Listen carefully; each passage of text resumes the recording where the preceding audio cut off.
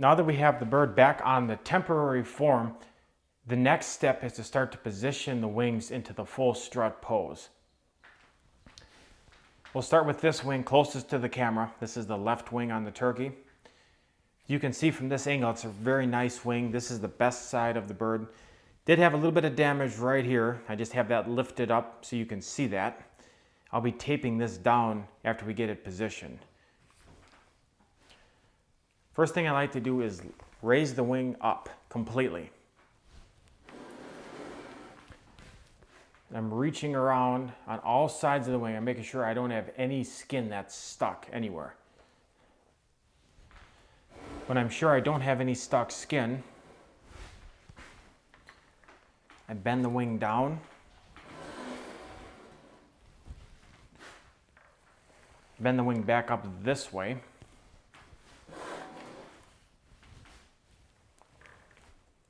Bend it back towards the hackle.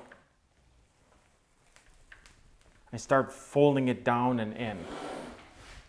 At the point it's at now, I'm going to be folding the radius and ulna bone against the humerus bone, or closing those two bones together. The joint on those bones is here. I'll show you what I'm doing when I have it done. You can see I'm just folding it up in. At the same time, I'm bringing that wrist down. That's how I can control these primaries.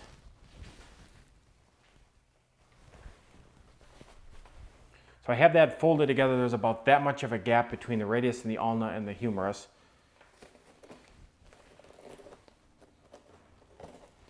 Grab that wrist and just bend it down into place. And this is real good for a full strut, about like this. You could bend it up even a little bit closer in here if you wanted. We possibly might do that, but this is a good start. The joint where the radius and the ulna bone meet should be a little bit away from the form, maybe a half an inch. Right now it's about 2 inches, so I'm just going to take that and bend it in towards the form. It's not going to be touching the form, just bend it in towards it a little bit. Then I take our scapular group and I'm just going to pull up on that. Make sure all the skin is released and there's plenty of loose skin around it. That's a real good start. We'll do the same procedure on the next wing. We have the wing on the right side bent down, just like we did on the left side, and bent into position for a full strut. At this point, you want to look at it from a variety of angles to make sure that they're lining up correctly on both sides so that they match. When turkeys are strutting in the wild, they don't always match, but it's a good idea for your taxidermy work to get it so that they do match. You also look at it from the back, making sure that the primaries are lining up at the same distance, and when you put the secondaries together, that they are matching. One thing I like to do at this point is I like to put my fingers inside the neck, down to the form, and I just lift up on the skin and shake it a little bit. I'm going to gently push the breast feather group forward. I'm going to make sure this tucks underneath here nicely. You can see I'm doing that.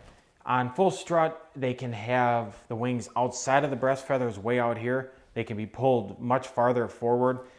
I think if we tuck it underneath the breast feathers, it makes the breast feathers look a little bit bigger. It's an eye-pleasing look, and that's how I do most of my birds. I'd recommend you do the same thing, but it's up to you. You can adjust this as much as you want.